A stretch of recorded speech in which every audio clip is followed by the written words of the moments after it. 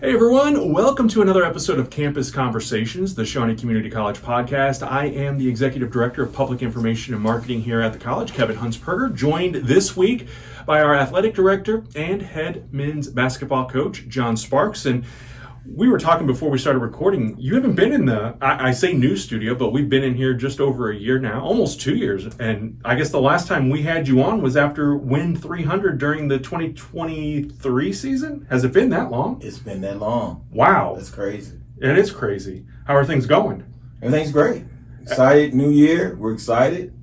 Everybody's excited. It's almost like Christmas time, isn't it? Like, I feel like graduation time is kind of like the Super Bowl, and then the start of the school year is kind of like Christmas. You know, we're excited. There's anticipation. What's going to happen, and what are we going to do? And I know with athletics, it's probably even more of a buzz because you've got new athletes coming in of all ages, or not ages, all sports. Yeah.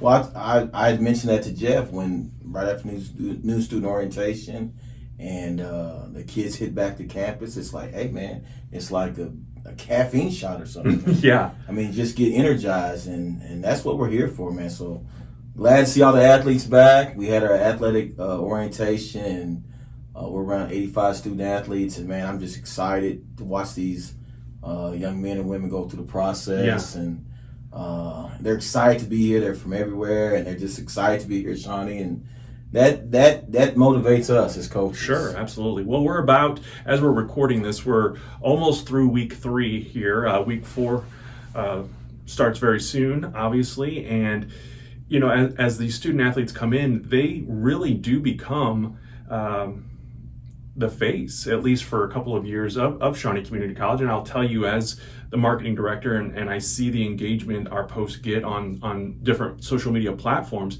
Anytime I post on Instagram specifically about our athletes, whether it's the men's or women's teams, it's just like boom, explosion, and people resonate with that. And I think part of it too is that a lot of these young men and women are social media savvy, so they're also sharing it and putting it out there and getting it out there. So you've been in this position as basketball coach, but you've also been athletic director for quite some time too. How have things evolved and changed through the years from your perspective of being a coach in your 20s when you started here to where we are today?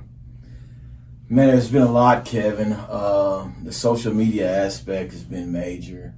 The arena we live in now with the NIL has changed the landscape of junior college athletics tremendously. Mm-hmm. The student athletes were able to recruit and get now.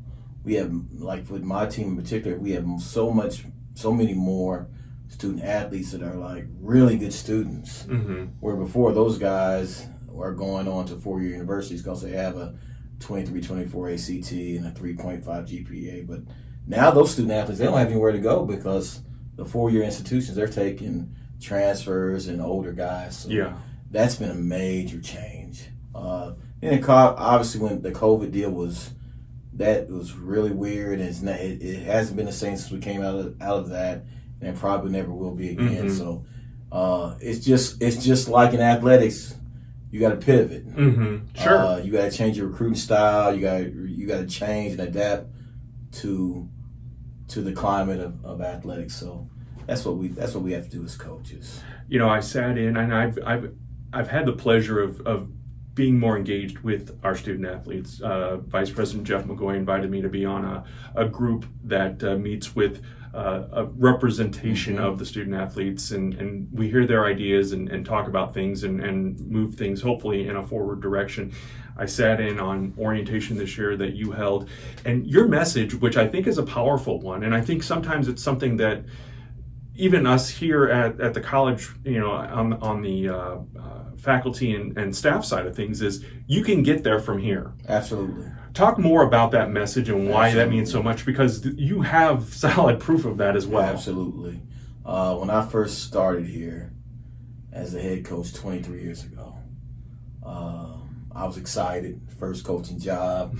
You know, I was at the University of Kentucky working Tubby Smith camp in the summer. Oh, yeah. And I got a phone call, and And I got here as assistant coach, and I was blessed to get the head coaching job 5 years later. Did you play here? I did not play. My brother played here. Okay. And he was really good. I did. I couldn't remember if you I was a student trustee here, but I didn't play here. Okay. Regretfully. But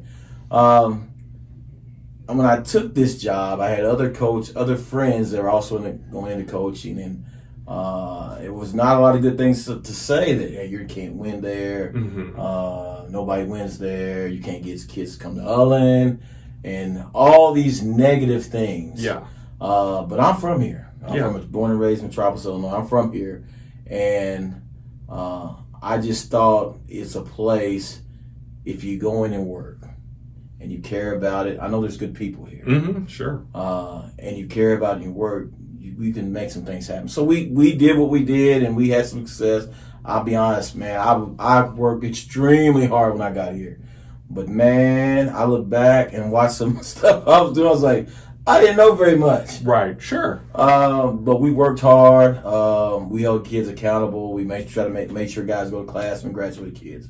Well, moving forward, and as I look back, I said, all the kids we recruit, we said, you can get there from here. Mm-hmm. So what do you mean, coach? Where do you want to go? I want to go to this school. I want to go to that school. I want to be a doctor. I want to be a lawyer. I want to be electrical engineer. You can get there from here. We have the courses to put you on track to get you there.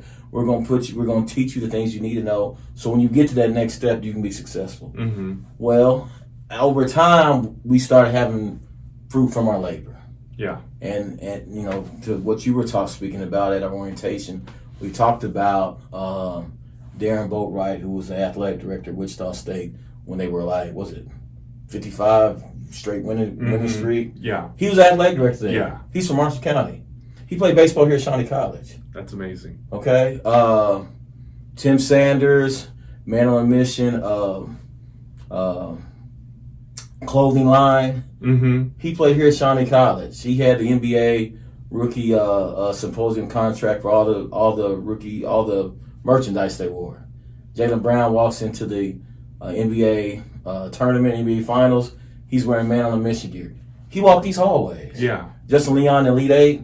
He walked these hallways. Professional player, got his own business. Dexter Smith works for the Attorney General of the State of Florida. He went to school here. So and we just go on and on. They started here, so all that you can't use that. You can. You coached these guys, or some of these guys. I coached some of those guys. They were here when you were here. They were here when I was here, yes. What was their mindset? What sets them apart? Because obviously not everyone is going to walk out of here and play professionally or play even at the next level of university. But they are also taking those opportunities in business, in entrepreneurship. So they're doing things outside of just that athletics bubble. What is it? Their mindset? Was it their attitude? What did you notice anything specific about these young men that you coached? But even the women who have come through here, are they doing anything different? What advice do you give to the players here? Because you are the athletic director as well. You're the basketball coach, obviously. But I see all athletes come to you for whether it's advice or if there is a problem or an issue. You know, it's go to Sparks. Let's go to Sparks. So what do you notice about those that kind of got there from here? And I say this in our men's basketball orientation, which is separate from our other one. Everybody is not going to make it. Mm-hmm. We want, as coaches, we want everybody to make it. Sure. And we're going to give everybody the same opportunity. But everybody's not going to make it because everybody doesn't want to make it. Mm-hmm. So it comes up to that individual. Do they have the motivation? As a coach, we see certain things in each athlete, and we're going to try to develop that. Mm-hmm. We're going to try to encourage that. And I can't leave out our instructors. Sure. Our instructors do the same thing. Yeah. They pull kids. We had a kid from Memphis, Tennessee, Darius. Just went blank. Darius Lewis, D. Lewis. And he was from a tough school in Memphis, and he was very, kind of quiet. Well, his sophomore year, we had a newspaper time. That's when people read newspapers. Yeah. He wrote for the Tempo. Yeah. And ended up getting an award. Oh, nice. This is a kid that didn't know if he's even going to go to college. Wow. He's writing for Tempo. That's awesome. I mean, he comes here on a basketball scholarship, and he's a basketball. He ends up getting pulled in and writing for the school newspaper. So, I mean, it's about you seeing something in an individual, you encourage them, you pour into them. Now, the way I do it, as you know, it's going to be some tough love. Absolutely. All right. Yeah. It's going to be some tough love. Yeah. We're not going to, my philosophy is this. I'm coaching young men, and I want them to grow up to be responsible men, husbands, fathers, all that. So I'm gonna coach them a certain way. I'm not we're not gonna be patty caking around with it. These are the expectations. These are what we expect, so on and so forth.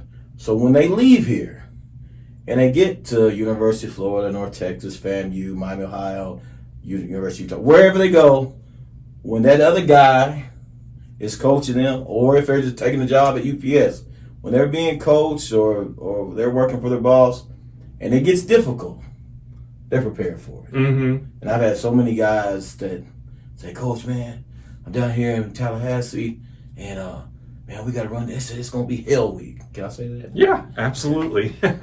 and Coach, let me tell you something. It was a cakewalk. I said, what are you talking about? Coach, they did what they did a week. We did a whole month of that, Coach, at Shawnee. So we're ready for it. We're ready for study tables because we do it here. Yeah. We're ready for being on time because we do it here. They're ready for all those things. Whether you play basketball, baseball, doesn't matter what you play. You want to be on time. You want to be accountable, and you want to be a stand-up guy if you're going to be successful. Right. Sure. There's certain things you have to do in order to be successful, and these athletes we've had have gone on and been successful. They've got some of that here. That's a great thing about here. We get them at an age, they're 18, 17, and 19, somewhere and they're trying to find their way. Yeah. And you can kind of give them some direction. Yeah. Because if you think back, I don't know about you, but I know when I was 17, 18, 19, I was in every direction. Exactly. But the right direction.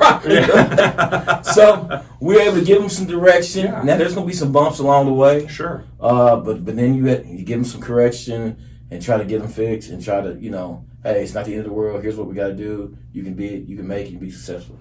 And I'm excited about all these guys and ladies that have gone on and done great things. But what's just as important to me, for my part, in terms of men's basketball, I'm just excited about the Stanley Malcolms that are husbands, kids, great fathers. DeJuan, Julio, that was a great father. I mean, they came from tough situations. DeJuan Stewart at Swim Blank, that came from tough situations. He's a great father, and that's more rewarding to me than, hey, this cat's playing overseas, this cat's playing for Oklahoma City Thunder, whatever. I mean, that's awesome too. Don't misunderstand. Sure. But we're trying to change lives around here, man. I love that, and when you said I'm coaching young men, not players or not basketball. The fact that you are, it's the total package. It's not just the skills on the court, but it is that being on time, being respectful. The talk that you give to all of our athletes at that orientation, it resonates into real life things that sometimes maybe they didn't hear this in high school. They don't hear it at home, so they come here and they get that. You have kids that are college age now. Yes. Does your relationship with athletes change through the years? I mean, obviously your kids are getting older, but so are you and I. So my kids also are in that college. Actually, two of them are past that college age. But when you interact with the kids, I call them kids because they are, like I said, young enough to be my kids. But yes. When I interact with our students, it's, and I'll go home and I'll say something to my kid, and they're like, "Oh my, why did you say, or why did you do?" Like they're embarrassed, like it's that secondhand embarrassment, and I'm like, "Are these students feeling that way, or like, is it like, hey, hey, let's have a, because I know if my parents were hanging around, I'd probably roll my eyes back then too and be like, oh God, I can't believe this." But does being a parent of a college and a student here for that matter as well, does that change any tactic or perspective for you? Kevin, you don't realize how many eye rolls I get on a daily basis. I mean, I have two girls, and it's I get the eye roll constantly. If I miss it, they let me know, Dad, this is eye roll. So they let you know. They let me know. I don't miss any of those, and then I always get corrected, and you shouldn't say this. You got to say it a certain way and my wife, because everything's got to be sure, as you know. Oh yeah. So yes, I get that all the time, but also it helps me to kind of understand where they're at that age, because at our age, things that are important to us now weren't important to us at 17, 18, 19. Yeah, sure. So the things that are really, really important to them is different than ours. Yeah.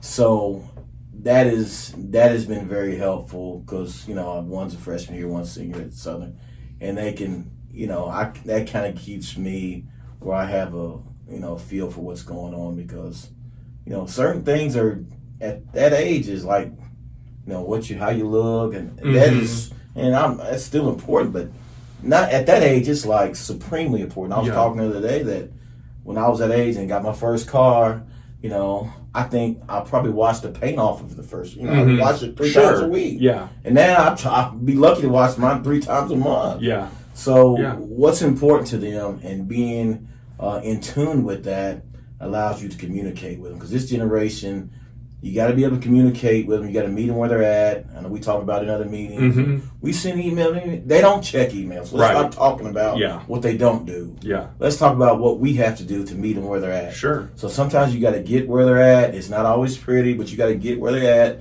So there's a understanding, and you just got and you build that relationship. And I have some some of the girls.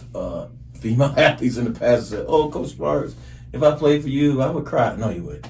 Yeah. No, you wouldn't. Oh, yes, you're so hard on your guys.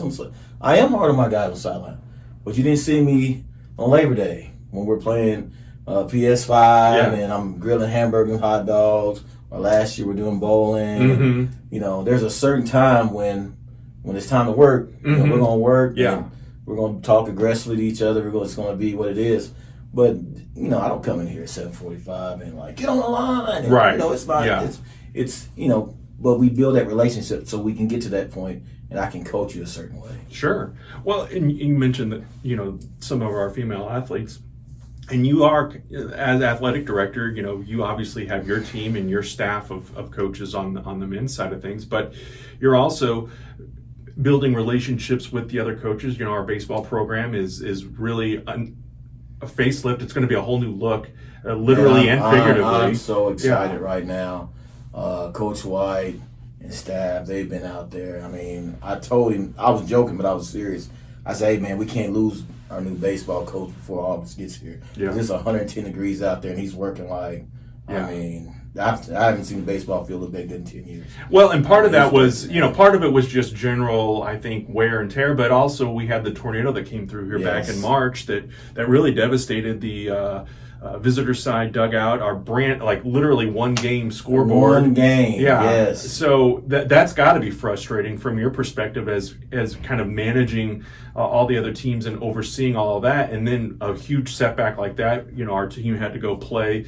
Johnny Logan graciously opened up their field, and then we played at I guess it's Mountain Dew Stadium now, but in Marion. So we're appreciative of that. But how important is Matt White, you think, to the future of not just his baseball team, but Shawnee Athletics? I think he's building a culture here, I think.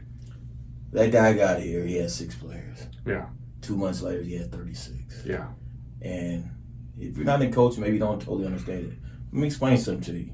You got to be working, man. Yeah. And it's not a 8 or 7:45 to 4:15 deal. Right. I mean, you got to be working nonstop. It's not I'm going on vacation and I'm not taking any phone calls. You're working like, I mean, there's no clock in order to get guys. And listen, I like where we're at. Yeah. There's some things I want. Sure. I'm not going through my want list. That'd be another episode. Absolutely. But there's some things I want here. But I'm telling you, this is a good place. I mean, where we're at, it's a situation where not a lot of distraction. You come in and focus on your craft and on your books and your craft, baseball, softball, men's, women's basketball, volleyball, whatever it is. But you can get the right kind of people here. And, he has energized some of us other coaches also because he's young and energetic and enthusiastic, he thinks he's going to go in the woods and whip a bear with a switch right now. Yeah, right. He's not. Yeah. But he thinks he is. Right. And that's okay. Yeah. Because I'm like, I remember when I first got here and I thought I'm going to do this and that's great.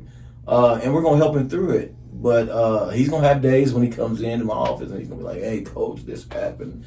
And I have to coach him up too. Sure. But I'm telling you, he's coming in, he's got a plan.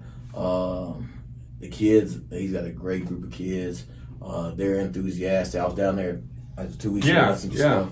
And man, it was like, they were getting it. Yeah. And they were just doing inter squad because they can't play all their games on the road this fall because of the windstorm or whatever. But I'm super excited. I'm excited. I'm very excited for where they're going. I really am. And softball is, we did meet the softball Saints earlier in the week, and their fall season is about to get kicked up and started as well. Kyle Smith's been here a few years. He's got a good squad under him as well. He thinks this might be his best squad he's had. Nice. He's really excited. They're 6:30 in the morning, 2 or 3 days a week. We had that meet the Lady Saints yesterday, and it was a good turnout. And they're good, man.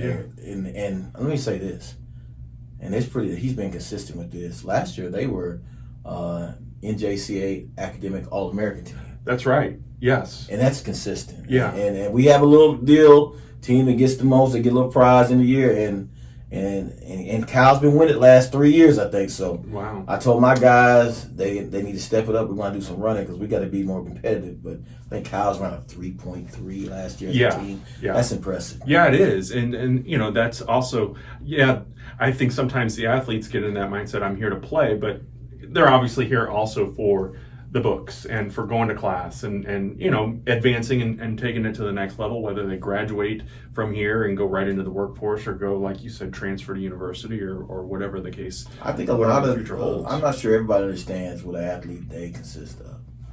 We were just talking about softball. They're starting at 6:30 in the morning. That doesn't mean they get up at 6:30. Right. They start working. They're starting their workout at 6:30. Yeah. They have class. Some of them have jobs. Yeah.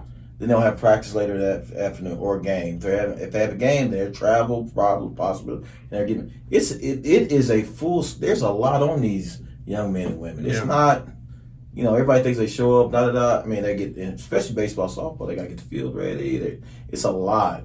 So I think they're underappreciated a lot of times. But I want them to know I do appreciate them because I understand what they do. Absolutely, and I'm not an athletic guy by any means. I was not an athletic child. I was a runner in high school. I thought I saw some wrestling of you. Okay, that's a little different. But there's some athletic skill in that, Kevin. There is a little bit, but and I watched my kid. 2 of my 3 kids were athletes. Football, baseball, and cheer, and all of those kinds of things. So I've been around it enough to appreciate what not just the students are doing, but the coaches as well. And volleyball season is in full swing. The Saints picked up their first win earlier this week with a set here on our main campus. They're going to be on the road very soon as well, traveling around. And you can check all of our sports, all of our athletics. We're getting the website updated as we speak with rosters and schedules and all that good stuff. But volleyball, when I first got here, has seen a significant change, 180 of sorts, as far as mentality, mindset, and just the whole overall performance, I think, on the court as well. So how important is that, is kind of resetting every year and then kind of building and continuing on? Because,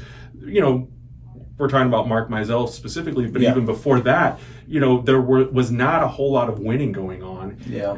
I think you have players who maybe feel a little demoralized by that, and then a public that maybe doesn't want to come and watch and get behind it. But obviously, in the 3 years he's been here, he's kind of building step by step on that and getting more people here in attendance. And how important is that also, I guess, 2-part question of the local fan base being here, coming to Ullen and cheering on and rooting for our Saints? All the athletes, they appreciate and love when the fans come out. Mm-hmm.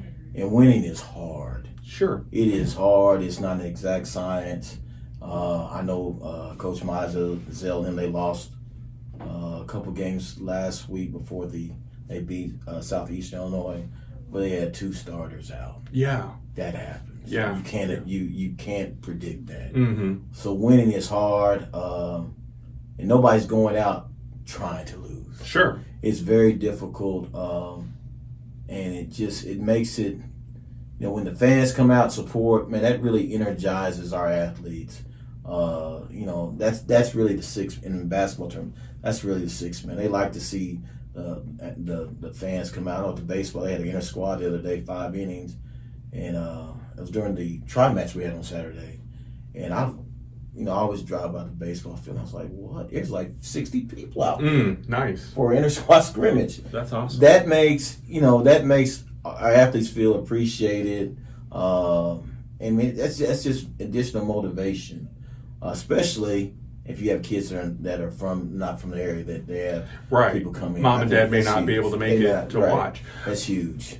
The one other thing I love, and we'll talk about women's basketball here in a second as well, but when I go to a game, say at John A., which is just down the street from me, I was there, and it was men and women were playing basketball that night, and I saw our softball team there, I saw our baseball team there, I saw some of our volleyball players there. So I love the fact that these young men and women have each other's backs as well. So I think they all get it. They're all feeding off of each other. And I don't know that, I guess in the high school level, you see that with the student section, and you may see some basketball players come to a football game or whatever the case may be. But I feel like our student athletes, there's a lot of camaraderie.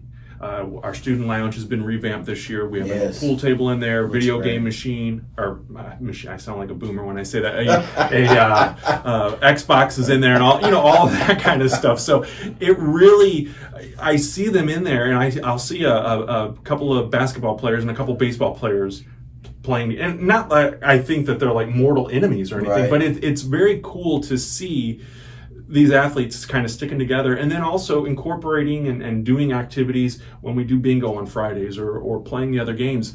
Like the athletes are sitting with other students and everybody, it just feels very cohesive with the friendships and the relationships that they're building. Yeah, I think we talked about it in other meetings and committees we sat on. We can't be in a silo, man. Mm-hmm. I'm a basketball coach, but we need to be interested in the play and other things that are going on campus. Sure. We all I want to do my thing, but we got to be, you need to be focused on, if you want people to support you, you need to support them. Yeah.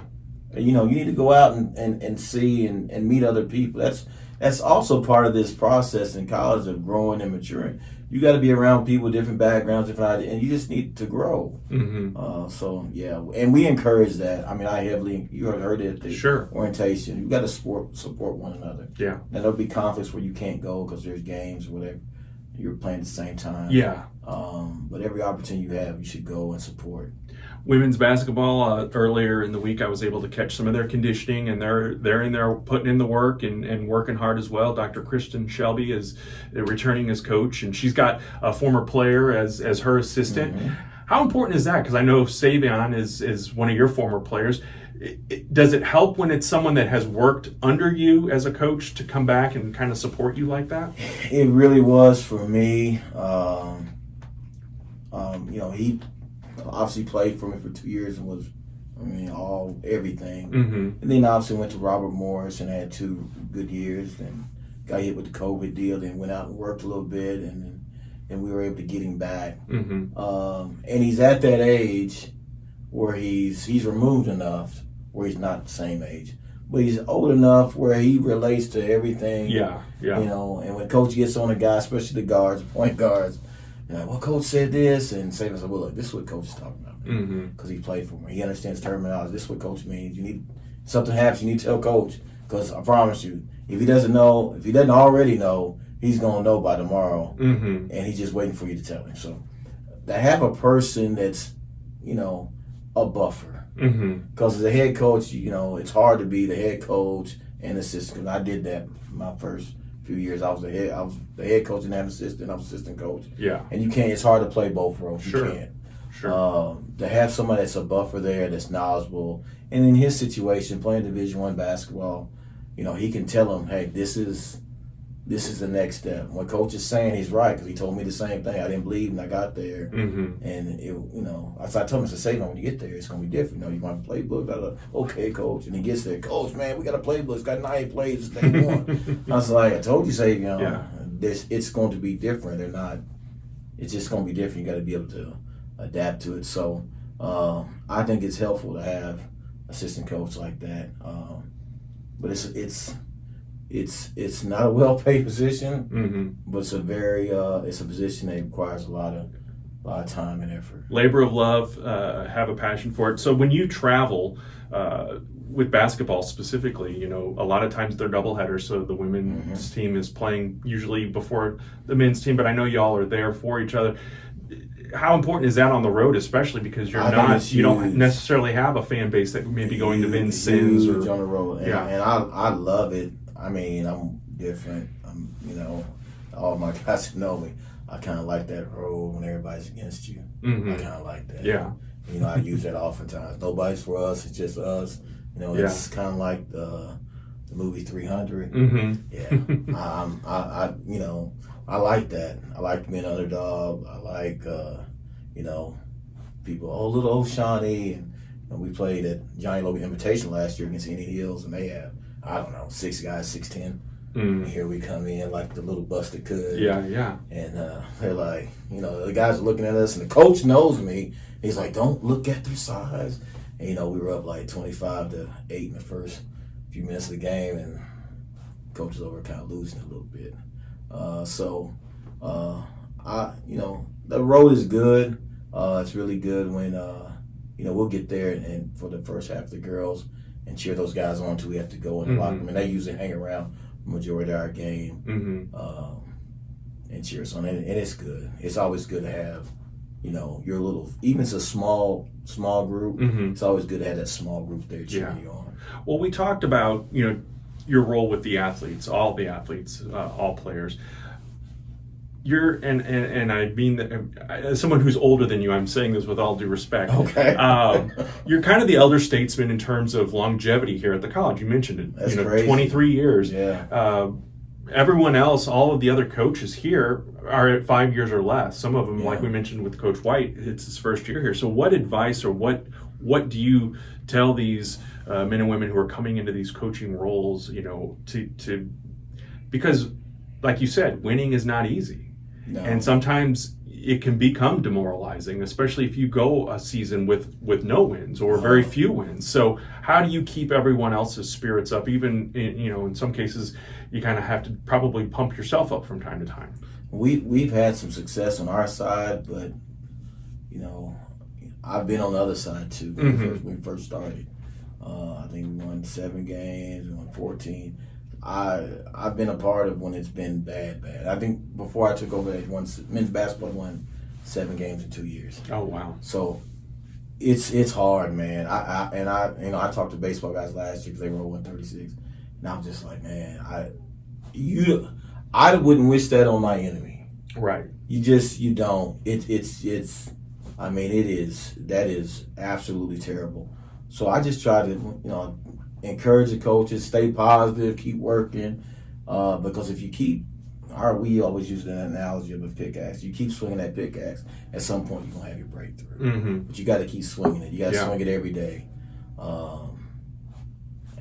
That's just what it is. And you get to the tournament, you get hot at the right time, you fool around and be in the championship game. We've done it. I know how, we were bad one year, then all of a sudden in the year we went 9 in a row and we're in the championship game at Lincoln University. My second year here at Shawnee. Oh, wow. We're at Lincoln in the championship game. And everybody's awesome. Like, how did Shawnee get here? Yeah.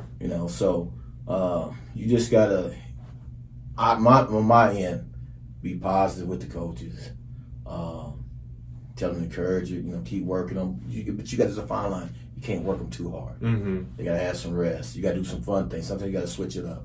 You got to be creative. There's a lot of different mindsets to it, but you have to be consistent with the work. You got to be consistent with the level of expectation. I should have asked you before we started recording. The Saints Golf Challenge is coming up on September 12th. I didn't even look. Are we full on teams? We're getting close. Man, we're getting close, Kevin. Yeah. We're close to 20. Yeah. But hey, if you're out there, call email, text, whatever. We can take unlimited host sponsorships. Sure. So you want to be a part of it, but can't play? Purchase a host sponsorship. Love to have you. It's going to be a great day. Union County Country Club. Hey man, that place fantastic. Yeah, this will be my fourth one, and it's always a great time. They do a great job. Again, and it's a day that our athletes are able to bond with each other. Yes. It's not just the men's basketball team all hanging out together. It's all of them integrated together and helping. Some of them play, some of them fill in. If someone comes and doesn't have a team of four, one of our players has stepped in and played. Let me say this about that. This is obviously a scramble for athletics, but it's also educational experience. These student athletes get a chance to, tell their story to these the golfers, different sponsors, different businesses, because some of those people also are athletes or students here at Shawnee College. Yeah. And I know you're the same way. Well, if I see a young person that's really trying to do something, working positive, you want to help them. Because you remember when you were there. Sure. You remember, being at SIU, you waiting for $2 Big Whopper day. So, I get two good, you know what I mean? Right. So, yeah. You remember those days when you were struggling and you want to help those student athletes. So this gives them a chance, especially with the climate we live in now. Everybody wants to text. They're going to have to talk. And as I talk to them, I say, you need to tell your story. Yeah. Where you're from. Why you're coming to Shawnee. What sport you're playing. What do you want to do after? I said, you don't know the type of network that you need to be building your network right now. Yeah. And this is part of it. This is that foundation network. So we hope to make some money. But it's bigger than that. Sure. Because I think it's huge for those athletes. I like that you tied in the whole networking thing. That's a great idea. That gives these young folks an opportunity to maybe speak to people that if they, because we have bankers and doctors Absolutely. and lawyers and, the whole 9 yards that are coming out and supporting this. Coach, anything else that we need to talk about that we didn't touch on today? We had 18 academic All-Americans last year, so, that's anywhere above a 3.6 to 4.0. We had I think we had 5 student athletes 4.0. Yeah. That's big time. That's hard to do. With everything like we said they have going on, but I appreciate you, Kevin, and we're gonna try to do this every month, once a month. Yeah, absolutely. We'll have other players and coaches and folks here at the college. Last year, I enjoyed getting to know our student athletes a little better sitting here, and at first I think they're intimidated by the microphone and the camera, but they warm up and it turns into a fun time. Saints Unleashed, as you see behind us if you're watching, is going to be a whole new thing that we're working on this year as well. So if you post on social media, if you come to a game, use that hashtag Saints Unleashed. If you want a Shawnee shirt or some swag, we've had grandmas and grandpas coming to games that they don't have anything. Well, we'll take care of that. Just let us know. Kaylin Myers, who works with a lot of our student athletes, or all of our student athletes on the academic side of things as well, she keeps me up to date on those who need t-shirts or swag. So let us know, Coach. I know you got guys that have girlfriends and moms and dads that their girlfriends at basketball. Kevin, come on, man. So anytime, just come on out and support the athletes. November 1st, big day here too, right? That's home opener. Actually, our first home opener is the 31st, October 31st this year. Oh, it's on Friday. Yeah, we'll play Friday and Saturday actually. Oh, two games. 2 games. 2 for the price of 1. Alrighty, check it out. Check out our social media and our website, shawneecc.edu, and you can find all of our athletic schedules there as well. Thanks for listening and or watching to this week's episode. We'll see you next time. Go Saints! Thanks for being a part of Campus Conversations. Be sure to leave a review on your favorite podcasting app, and if you have questions or concerns, contact us at shawneecc.edu.